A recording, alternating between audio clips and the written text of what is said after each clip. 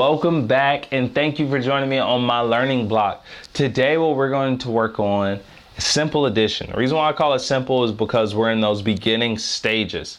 All right, it's not really simple, and I said addition. All right, simple subtraction. Aha, I'm back. Thank you.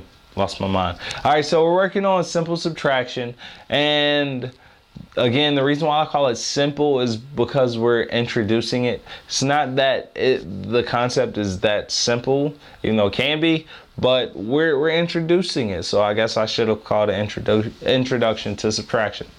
You know, tomato, tomato. All right, so what is subtraction? Subtraction is the process of taking one number or amount away from something. All right, it leads into what we know as division.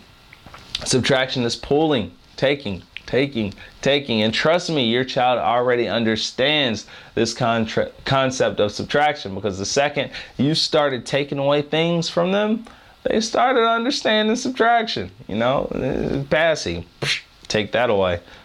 Why? You know, the baby toys, take those away and start giving them toddler toys. What's wrong with parents? We're so mean. We're so mean. All right, so with simple subtraction, we're going to find out how to teach this thing. Thank you for joining me again. All right, so when you are working with your child in subtraction, what you want to do is you want to make sure that what you're doing is real. There's a thing in mathematics that we call manipulatives, and that's having the ability to put your hands on something, to manipulate them in a good way, of course. And so it's using objects that your child can see and actually touch, bringing the kinesthetic feeling to the room. All right. And things that I use, for instance, I can use food. You can use books.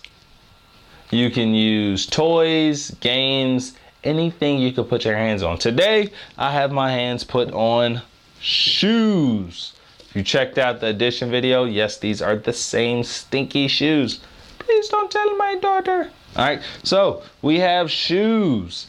And what we're going to do is we're going to work on using these shoes to show the concept of subtraction. Again, use anything you have lying around your house.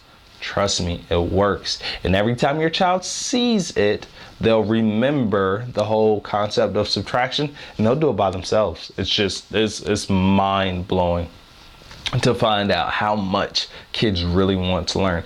All right, so when it comes to subtraction, unlike addition, we're taking whole and we're taking things apart. We have a whole and we take them apart. Like right here, I have two shoes, right? One pair of shoes, two shoes, they're sandals.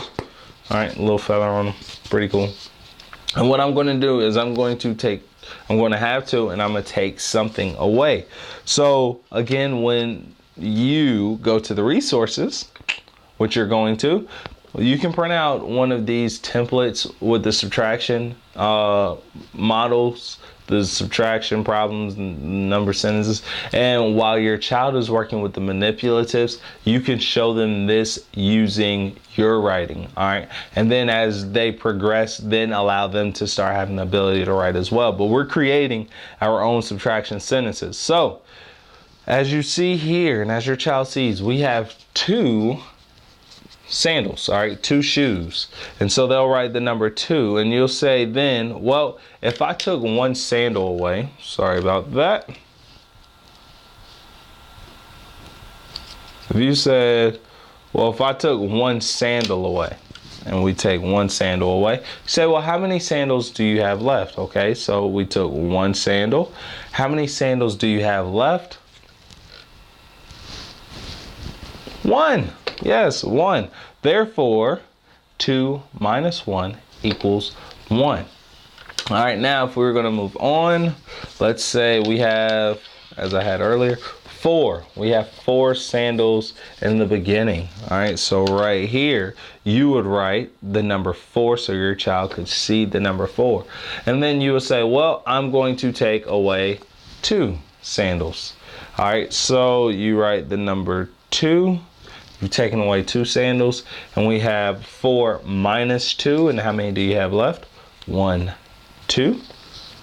Therefore, 4 minus 2 equals 2. And then lastly, we have, I'm going to use 5. Add the little white one. So I have 5 sandals, some way, form or fashion. All right, so I start off with 5. And then I'm going to take away you. 1. Come out. 2. 3. 4. And so I take away 4. And I am left with how many? 1 little sandal. 1. All right, so that is how you subtract. It's fun.